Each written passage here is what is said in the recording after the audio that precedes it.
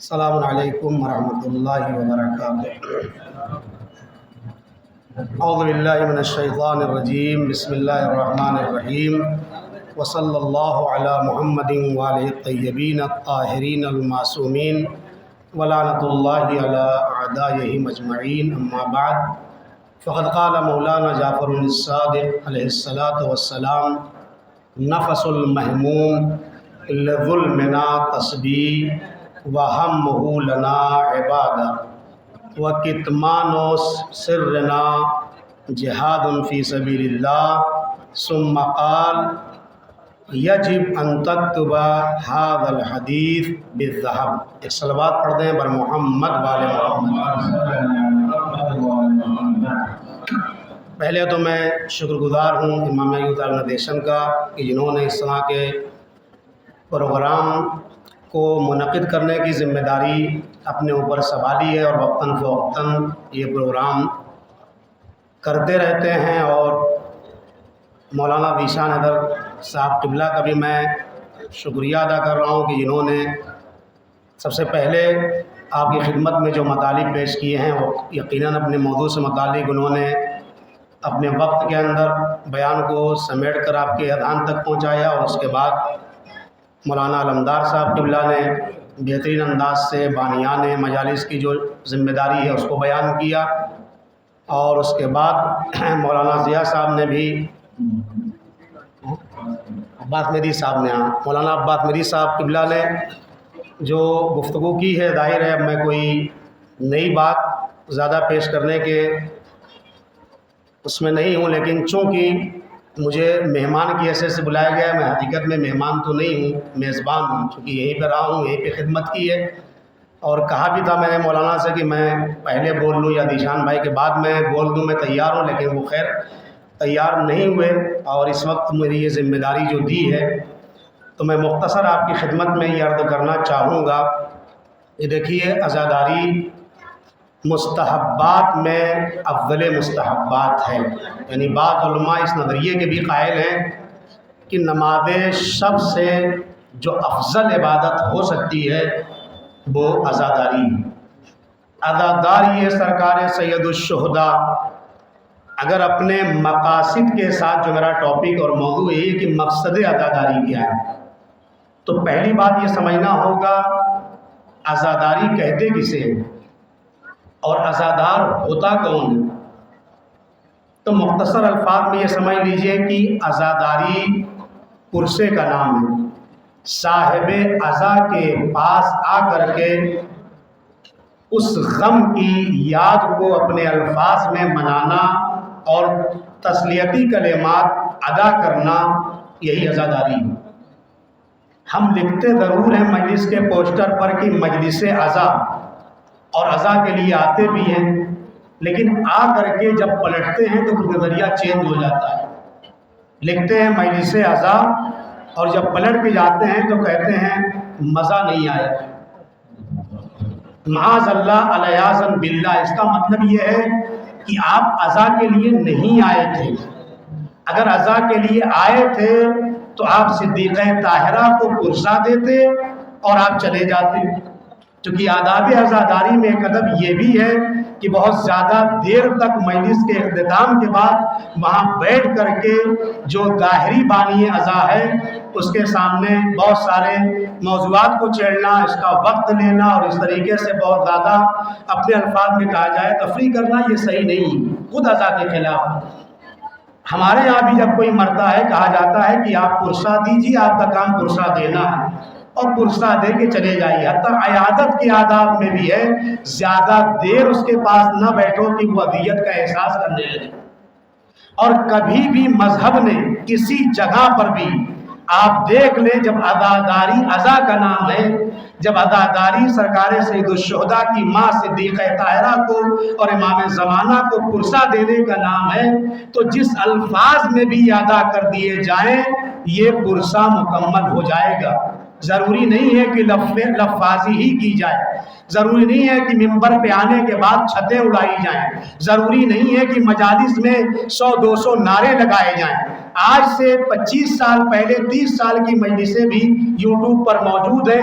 ان مجلسوں کے مقاصد اور معیار کو آپ ملاحظہ کر لیجئے اور اس 30 سال کے اندر میں جو تبدیلی آئی ہے اس کو بھی ملاحظہ فرمائیے. اتنی مجالس کے بعد، اتنے سارے پروگرامز کے بعد اگر کردار میں ترقی کے بعد گراوٹ آئے، اخلاق اچھا ہونے کے بعد بیکار ہونے لگے، ہمارا نفس جو ہے وہ اتنا زیادہ خراب ہو جائے کہ ہم سوچیں کہ میں اپنے دوست کی مجلس میں جاؤں گا، اپنے رشتہ دار کی مجلس میں جاؤں گا، اپنے فلاں کے رشتہ داری کو رشتے کے نبھانے کے لیے جاؤں گا، تو یاد رکھیے گا اس کا کوئی تعلق جناب سیدہ کے اس پرسے سے نہیں ہے. ہم چاہنے والے کے چہرے کو دیکھ کے کہہ رہے ہیں. اور اسی لیے امام خمینی رحمت اللہ علیہ نے یہ بات بتا دی تھی کہ مجلس کا اثر سامعین پہ کب ہوگا. 1000 مجلسیں سننے کے بعد اگر کردار میں کوئی تبدیلی نہیں آئی، ہماری رفتار میں کوئی تبدیلی نہیں آئی، ہمارے اعتبار میں کوئی تبدیلی نہیں آئی، تو مجلس ادا میں آنے سے ثواب تو مل جائے گا لیکن مقصد عزاداری کبھی پورا نہیں ہو سکتا ہے. وہ فرماتے تھے کہ بانیان مجلس کی ذمہ داریوں میں سے ایک ذمہ داری یہ بھی ہے کہ جتنا زیادہ باکردار بانیان مجلس ہوگا اتنا ہی اثر مجلس کا آنے والوں پر ہوگا. مجلس کرنا بڑا آسان ہے لیکن مجلس سے پہلے بانی مجلس بننے کے لیے وہ کردار لانا یہ بڑا سخت کام ہے. یہ توجہ دیں آپ، اثر کیوں نہیں ہو رہا ہے؟ چونکہ بانیان میں مشکل ہے. پھر دوسرے نمبر پر جو خطبہ آ رہے ہیں، اب خطبہ کے دیکھ لیجئے، میں اس وقت نہیں ہے ورنہ کم سے کم ان 7 خطیبوں کا نام لکھ کے لایا ہوں جن کی تربیت اور ٹریننگ امام علیہ السلام نے واقعہ کربلا کے بعد سے شروع کی ہے. چوتھے امام نے جناب کمیت اسدی کو تیار کیا ہے. یہ خطیب تھے اس دور کے جنہوں نے واقعات کربلا کے فوراً بعد مجلسیں پڑھنا شروع کیے. کمیت اسدی کون ہے؟ یہ فرزدق کی بہن کے بیٹے ہیں، یعنی فرزدق ماموں ہیں اور جناب کمیت اسدی بھانجے ہیں. 60 ہجری میں پیدا ہوئے ہیں، 61 ہجری میں واقعات کربلا رونما ہوا ہے، 126 ہجری میں آپ کی تاریخ شہادت ہے. اور شہادت بھی اسی وجہ سے واقع ہوئی چونکہ آپ نے مقصد عزاداری کو دنیا کے سامنے پیش کیا تھا. توجہ چاہیے، ہماری عزاداری کا مقصد صرف اتنا ہے کہ ہم عزاداری کے لیے کرتے ہیں. عزاداری برائے مقصد نہیں ہوتی ہے. بہت معذرت کے ساتھ، عزاداری کے لیے کرنا اور ہے اور عزاداری کو مقصد کے ساتھ کرنا اور ہے. سوال ہے آپ کا، اگر آپ نے 200 مجلسیں سنی، میں آپ سے سوال کرنا چاہتا ہوں، عزاداری وسیلہ ہے یا ہدف ہے؟ ہمیں طے کرنا پڑے گا. اور اگر ہم نے ان معیار کو چینج کر دیا ہے تو یقینی طور پر مقصد بھی چینج ہو جائے گا. اور جب مقصد وہ باقی نہیں رہے گا جو سرکار سید الشہداء نے بتایا ہے. مثال کے طور پر پہلا مقصد کیا ہے عزاداری کا؟ عزاداری کا وہی مقصد ہوگا جو سرکار سید الشہداء کا مقصد ہے، وہی ادا کا مقصد ہوگا. جب وہ کہہ رہے ہیں انی لم اخرج اشرا ولا بطرا ولا ظالما ولا مفسدا، یہ 4 معیار دیے کہ میں صرف اس لیے اپنا گلا کٹانے کے لیے جا رہا ہوں. یاد رکھنا مقصد یہ ہے کہ کوئی ظلم نہ ہو دنیا میں. تو اب اگر خدا نہ خواستہ عزاداری کے آڑ میں ہی ظلم ہونے لگے، مثال کے طور پر حدیث پڑھ دوں، انجمن کا سیکریٹری کس کو ہونا چاہیے؟ نواں خان کس کو ہونا چاہیے؟ مرثیہ خان کس کو ہونا چاہیے؟ کیا یہ سب شرائط اہل بیت نے بیان نہیں کیے؟ ممبر پہ کس کو آنا چاہیے؟ میں تمام علماء کرام کا تہ دل سے شکر گزار ہوں اور معذرت بھی چاہتا ہوں، میں انہی کے الفاظ کو دوسرے الفاظ میں تکرار کر رہا ہوں لیکن استناد کے ساتھ یعنی معصوم کا حوالہ دینا چاہتا ہوں. ممبر پہ جا کے مجلس پڑھ رہا ہے خطیب.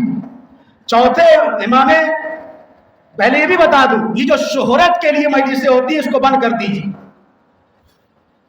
امام فرماتے ہیں، چھٹے امام، کہ کربلا جانا بہتر ہے نہ جانے سے. تذورون ای اللہ یذرون، بہتر یہ ہے کہ تم کربلا جاؤ. کربلا جانا بہتر ہے کس چیز سے؟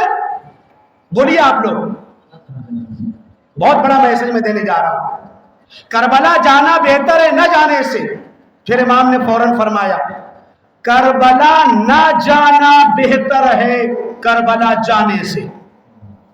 اب راوی پریشان ہو گیا, کہتا ہے مولا آپ نے اس بعد والے جملے سے تو میری کمر توڑ دی, ٹوٹ گئی میری کمر. یہ الفاظ ہے نہیں, میں متوجہ ہو رہا ہوں کہ یہ معاملہ کیا ہے. وہ بات تو سمجھ میں آتی, کربلا جانا بہتر نہ جانے سے, جو سب مانتے روایات کا انبار ہے. لیکن یہ جو آپ نے کہہ دیا کہ کربلا نہ جانا بہتر ہے جانے سے, اس کا مقصد کیا ہے؟ اس کا مقصد وہی ہے, مقصد عزاداری کیا ہے؟ آئیے اس پہ گفتگو کرتے ہیں. امام کہتے ہیں کہ کربلا جانے کا مقصد کیا ہے؟ اگر تم با مقصد کربلا جا رہے ہو, حرمت کربلا کو برقرار رکھتے ہو, آداب زیارت کو برقرار رکھ سکتے ہو, تقدس سرکار سید الشہداء کو برقرار رکھ سکتے ہو, تو تم کربلا جاؤ, یہ بہتر ہے. توجہ چاہتا ہوں, میری طرف متوجہ رہے. تو کربلا جاؤ یہی بہتر ہے. لیکن اگر تم مقصد کو فوت کیے ہو, آداب کی رعایت نہیں کرتے ہو, وہاں جا کر کے بھی نمازیں قضا کرتے ہو, وہاں جا کے بھی نیت میں خلوص نہیں ہے, وہاں جا کر بھی ٹیگ کے پیچھے مجھے کب کربلائی لکھا جائے گا, کب حاجی لکھا جائے گا. اگر تم نے مقصد کربلا جانے کو, آداب کربلا جانے کی مراعات نہیں کی, تو بہتر یہی ہے کہ تم یہیں رہو, کربلا نہ جاؤ. نہیں, میسج میرا پہنچ گیا. یعنی اگر عزاداری اپنے ٹیگ اور اپنے مقصد کے اوپر, اپنے ٹریک کے اوپر باقی ہے, تو پھر عزاداری کرنا بہتر ہے. اور اگر عزاداری جو ذریعہ اتحاد ہے, جو ذریعہ انقلاب ہے, جو ذریعہ شجاعت ہے, جو انقلاب کی کیفیت ہمارے اندر پیدا کرتی ہے, جو صبر کا حوصلہ ہمیں دینے والی تھی, جو وفا کا درس دینے والی تھی, جو ہمارے اندر ہماری فکروں کو بدلنے والی تھی, تو ہماری جہالت کو خاتمہ کر کے علم کی وادی میں لانے والی تھی, اگر یہ ساری چیزیں نہیں ہیں تو پھر اس کے اندر جانا بھی صحیح نہیں ہے. بالکل ویسے ہی امام نے کہا مسجدوں میں جاؤ, لیکن کہا مسجد ضرار کو ڈھا دو, ختم کر دو. انجمن بنانا اچھی چیز ہے, لیکن انجمن کو توڑ کر دوسری انجمن بنانا, پھر یہ انجمن بنانا صحیح نہیں ہے. ایسے بہتر یہ ہے انجمنیں نہ بنائی جائے, اپنے طریقے سے ماتم کر لیا جائے. ایک صلوات پڑھ دے بر محمد والے محمد.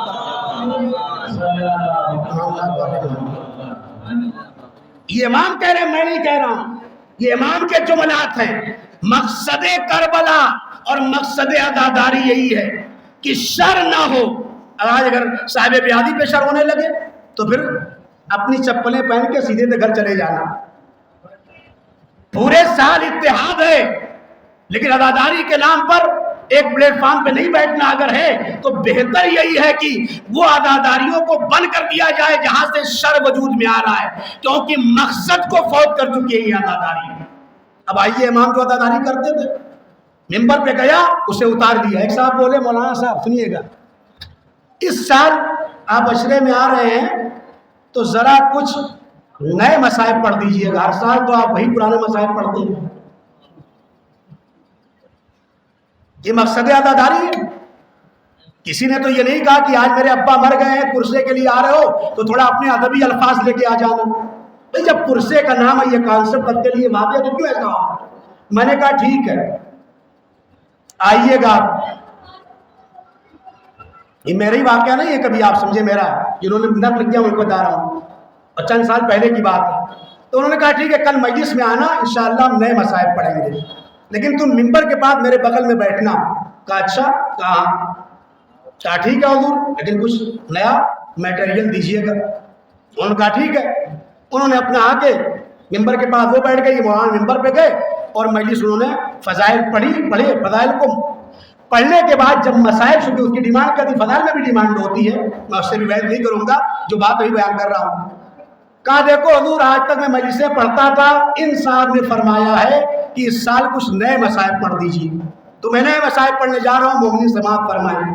کربلا میں سن 61 ہجری میں امام حسین علیہ السلام کو یزید نے نہیں قتل کیا تھا, اس آدمی نے قتل کیا تھا. ایک صلوات تو پڑھتے پر محمد والے محمد پر. نئے مصائب بھائی جب اہل بیت بتا چکے ہیں کہ یہ مصائب کا طریقہ ہے، یہ فضائل کا طریقہ ہے، اہل بیت کی منقصت نہ ہو. مولا کائنات نے منبر پہ بیٹھنے والے نے کہا ادھر جا.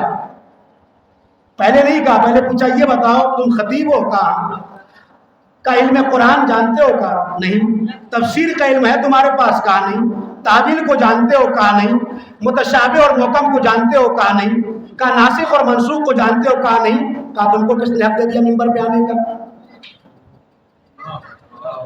ایک لڑکی کی شادی کے لیے ہم کتنا تحقیق کرتے ہیں.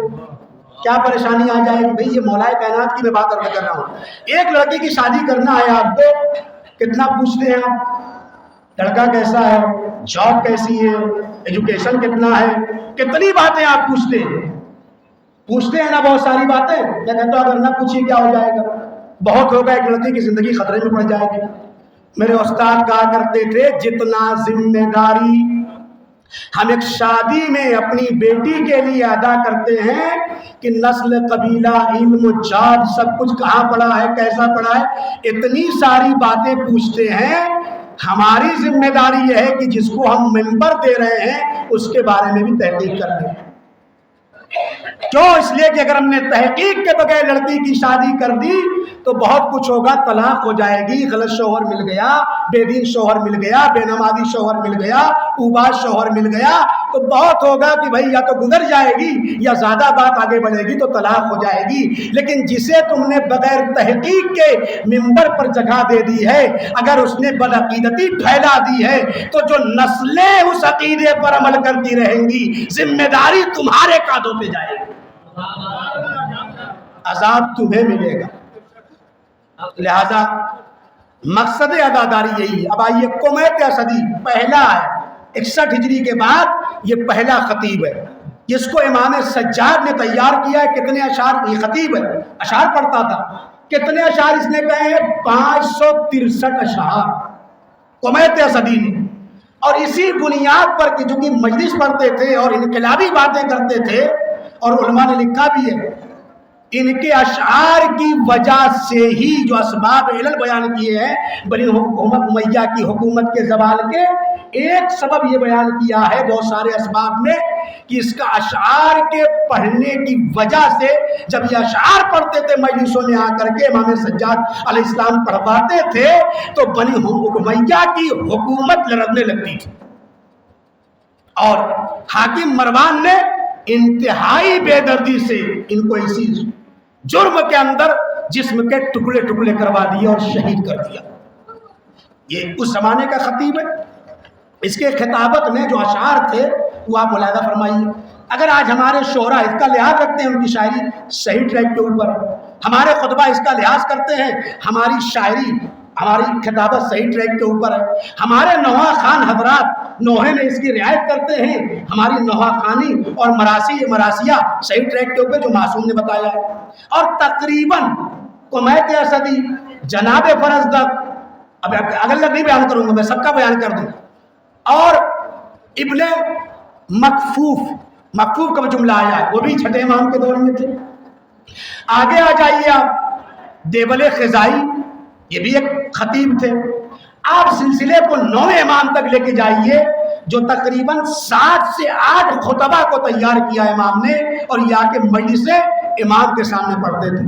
اور امام کوئی غلط بات برداشت نہیں کر سکتا. معیار میں پیش کر رہا ہوں محتوا کیا تھا. جو محتوا ان کا تھا وہی عزاداری کا مقصد ہے، اور یہیں پر شاید گفتگو میری تمام بھی ہو جائے. ان کے اشعار کا جو 563 اشعار کہے ہیں بہت عظیم اشعار ہیں. ان میں سے معیار دیکھ لیا، غدیر کا پرچار تھا اس اشعار کے اندر. پہلی بات، اہل بیت کے فضائل ہوتے تھے، لیکن فضائل کا مطلب فضائلی تھے، منقصت نہیں تھی. جیسے ابھی آپ شعراء کے شور مطالب برداشت کر رہے تھے، اور ہماری مشکل یہ ہے کہ ہم پڑھتے ہیں تب بھی داد ملتی ہے، ہمارے خلاف کوئی اہل بیت کے خلاف پڑھتا ہے ہم سمجھ نہیں پاتے کیونکہ معرفت نہیں. خدا کی شکل میں پروردگار آتا ہے، سب داد دے رہے ہیں، اور اس کے بعد بھی متعدد جگہ پڑھا جا رہا ہے اور داد مل رہی ہے. اس کا مطلب کیا ہے؟ صحیح نہیں ہے. ہم نے مقصد کو فوت کر دیا. فضائل جو معنی واقعی ہے. اب آئیے غصب خلافت. ابھی مولانا بیان کر رہے تھے نا کہ امر بالمعروف مقصد عزاداری ہے. مقصد عزاداری امر بالمعروف ہے. امر بالمعروف میں بتاؤں کیا ہوتا ہے؟ سب سے بڑا منکر اور برائی یہی ہے کہ امیر المومنین کو ان کی جگہ سے ہٹا دینا. یہ سب سے بڑا منکر ہے. اور یہ حدیث ہے، نوح خان بھی سن لیں، مرثیہ خان بھی سن لیں، انجمن کے صدر اور سیکریٹری بھی سن لیں. اگر مجھے پتا ہے اس پورے مقبرے میں مجھ سے زیادہ باصلاحیت کوئی انسان ہے جو سیکریٹری کے منصب کو چلا سکتا ہے، میرے اوپر واجب ہے کہ میں اس منصب کو ہٹا دوں، استعفیٰ دے دوں کہ بھائی میں یہ ذمہ داری نہیں پوری کر پا رہا ہوں، فلاں کو ذمہ دار بنا دیا جائے. لیکن ہم تو ٹیگ کے پیچھے بھاگ رہے ہیں. خدا اور فرشتوں کی لعنت ہوتی ہے ایسے انسانوں پر جو منصب کو لے لیتے ہیں لیکن منصب کو نبھانے کی صلاحیت اور لیاقت اور وہ شرائط ان کے اندر نہیں پائے جاتے. یہ کوئی معمولی بات نہیں. چوتھی بات، امام حسین کی شہادت کو وہ بیان کرتے تھے. وقت تمام ہو رہا ہے. امام حسین اسلام کی شہادت کو اشعار میں بیان کرتے تھے. نمبر 5، ظالم حکمرانوں کے کرتوت کو اسی مراسیے کے اندر، اشعار کے اندر بیان کرتے تھے کہ دیکھ لو بنی امیہ کے فلاں حاکم کا یہ کرتوت ہے، فلاں حاکم کا یہ کردار ہے، یزید کا یہ کردار ہے اور اس کی نسلوں کا یہ کردار ہے. وہ سب بیان کرتے تھے. آج یہ اشعار میں ہمارے ہونا چاہیے. طنز کرنا، طنز نہیں کرتے تھے، جو واقعیت ہوتی تھی اسے بیان کرتے تھے. ہمارے آج واقعیت کم ہے، تخیلات زیادہ ہیں، طنزیہ کلمات زیادہ ہیں. ہم کو یہ پسند نہیں. جو حقیقت ہے، ایک بات عرض کر دوں، جو کہ میں نے جو حدیث پڑھی ہے اس کا ترجمہ کر دوں، نفس المحموم لظلم لا تصویر. ہمارے غم میں، ابھی محرم کا چاند، ابھی آپ سانس لے رہے ہیں نا، کوئی عبادت نہیں. اس پروگرام کی وجہ تو ہو سکتا ہے یہ سانسیں عبادت بن جائے، لیکن ابھی آپ چلے جائیں گے تو سانس لینا عبادت نہیں. لیکن صرف 2 مہینہ ہے، ایک رمضان المبارک اور یہی 2.5 مہینہ آپ سمجھ لیے محرم العلام عزاداری کے ایام. اس میں ایک امام کہتے ہیں تمہاری سانس لینا اگر ہماری مظلومیت تمہارے دلوں میں ہے اور مغموم ہو تو تمہارا یہ سانس کا لینا تسبیح. محرم میں چاند نمودار ہوتے ہی ہماری سانسیں تسبیح بن جائیں گی. کب بن جائیں گی؟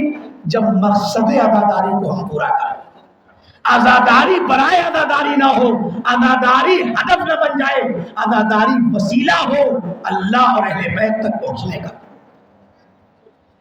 سب سے پہلی مجلس شہادت سے پہلے جبرائیل نے پڑھی ہے، جناب آدم نے سنی. ہم مجمع کے پیچھے بھاگتے ہیں، ہم ٹیگ کے پیچھے بھاگتے ہیں، ہم سوچتے ہیں وشے کو ممبر پہ جگہ دیا جائے گا جو مجمع بلا لے. یاد رکھیے گا، پوری ذمہ داری کے ساتھ کہہ رہا ہوں، مجلس میں ایک آدمی آئے گا، ایک پڑھے گا، خلوص دل سے اگر ہے، نیتوں میں پاکیزگی ہے تو یہ مجلس ادا اللہ کی بارگاہ میں قبول ہے. اور اگر ریاکاری پیدا ہو گئی ہے تو 1 کروڑ کا بھی مجمع آ جائے گا، وہ ثواب ملنے والا نہیں ملے گا. یہی ساری عبادتوں کا حال ہے، ساری عبادتوں کا یہی حال ہے. نماز بھی آپ دیکھ لی، حدیث ہے. پھر جس کے لیے تم نے کیا ہے نا، اللہ کہے گا جا کے اسی دن ثواب لے، مجھ سے تو مانگ رہا ہے. تم نے میرے لیے کی اگر تو میں ثواب دوں گا، اگر میرے علاوہ کچھ اور نیت تھی تو جو نیت تھی جا کے اس سے لے لے. سیدھا کا معاملہ ہے، جزا بھی اسی سے لے. زید ابن علی کی شہادتوں کو بیان کرتے تھے. کربلا کے قیام سے ایک چیز سمجھ میں آئی تھی کہ ظالم حکومتوں کے خلاف قیام ہوئے ہیں. بہت سارے قیام ہیں، ان کی تعداد بہت زیادہ ہے، جن میں سے جناب زید بن علی کی شہادت اور ان کا قیام. اشعار میں یہ ہوتے تھے. آج میں سمجھتا ہوں 5500 اشعار کہہ دیے جاتے ہیں. جناب زید کے نام بھی بہت سارے شعراء نہیں جانتے، اگر جان بھی جاتے ہیں ان کی زندگی کو کچھ پتہ نہیں. یہ مجاہد راہ خدا 22 سال کی ایج میں اس کو جلا دیا گیا تھا، خاکستر کر دیا گیا تھا. 4تھے امام کے بیٹے تھے.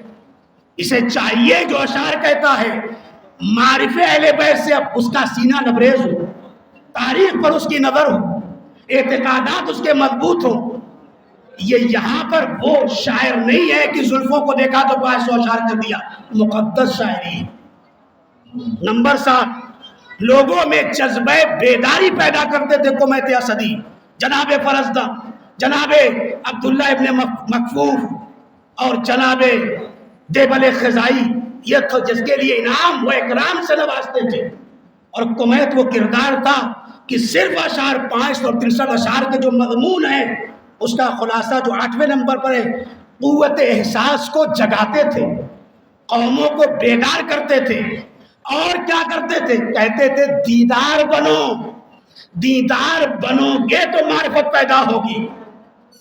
جس کے لیے رضا سرسوی نے کہا تھا مولا کے تو قاتل بھی حافظ تھے، نمازی تھے، تم کیسے حسینی ہو جو دین سے غافل ہو.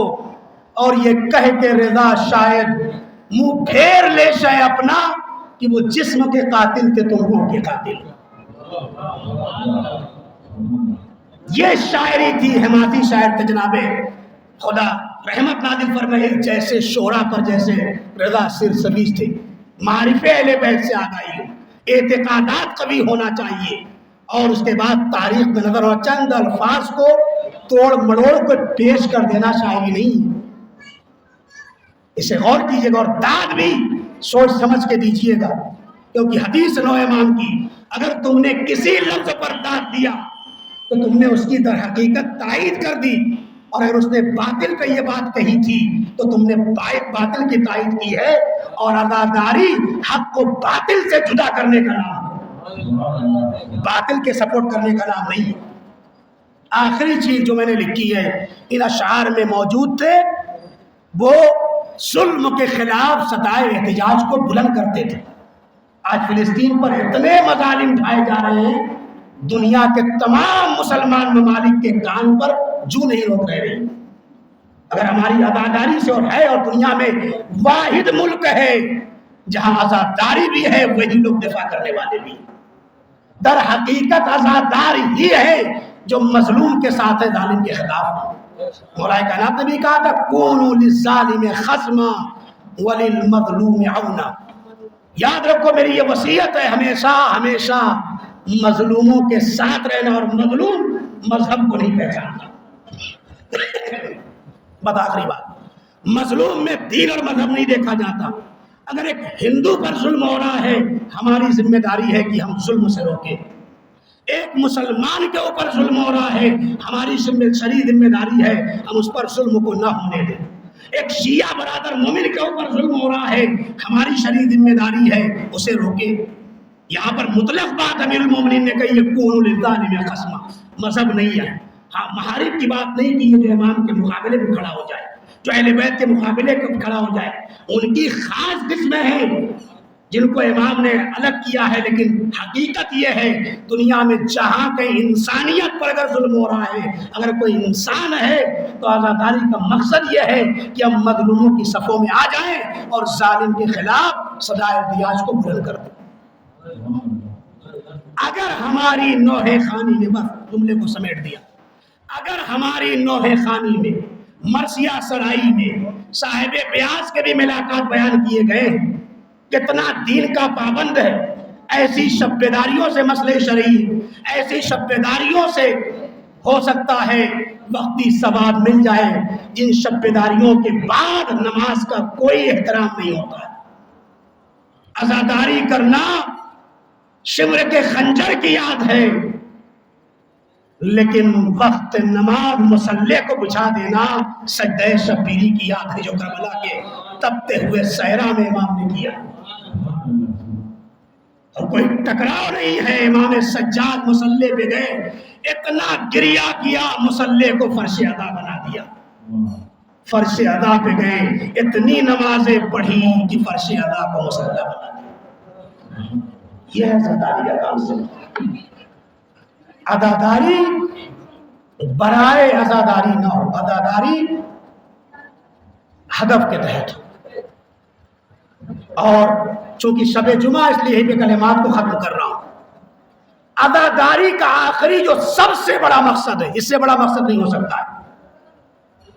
پوری ذمہ داری کے ساتھ میں روایات کے پس منظر میں عرض کر رہا ہوں، سب سے بڑا ہدف اگر عزاداری کا کچھ ہے تو یہی ہے کہ جو مولانا صاحب نے بھی عرض کیا تھا کہ ہم جو یہ جملہ کہتے ہیں، امام نے کہا اگر میں کربلا کے شہیدوں میں شامل ہونا چاہتا ہوں، کربلا تو 67 میں گزر گئی، کیا کروں؟ امام نے یہی کہا تھا کہ یہ جملہ کہہ دینا خلوص دل سے، یا لیتنی کنت معکم فافوز فوزا عظیما، اے مولا اگر ہم اس وقت ہوتے تو آپ کے ساتھ ہوتے۔ یہی جملہ کہہ دینا امام کہتے ہیں اگر صحیح دل سے تم نے کہہ دیا ہے تو تمہارا حشر نشر کربلا کے شہیدوں کے ساتھ ہوگا۔ بہت عظیم بات ہے، آخری بات ہے، کیونکہ آج کی شب امام زمانہ سے منسوب ہے۔ سب سے بڑا مقصد عزاداری کا، اس سے بڑا مقصد ہو ہی نہیں سکتا ہے۔ وہ کیا ہے مقصد؟ کربلائے حسینی اور کربلائے مہدوی کے درمیان جو تعلقات اور ارتباط ہے، وہ سب سے بڑا ارتباط یہ ہے جس عزاداری کے ذریعے ہم نے زمینے کو ہموار کر کے ناصر امام بن جائیں گے، وہ عزاداری بامقصد عزاداری ہے۔ اور اگر یہ عزاداری جو حسینی عزاداری ہے ہمیں ظہور کے لیے آمادہ نہ کر سکے تو یہ عزاداری اپنے ٹریک سے اتری ہوئی عزاداری ہے۔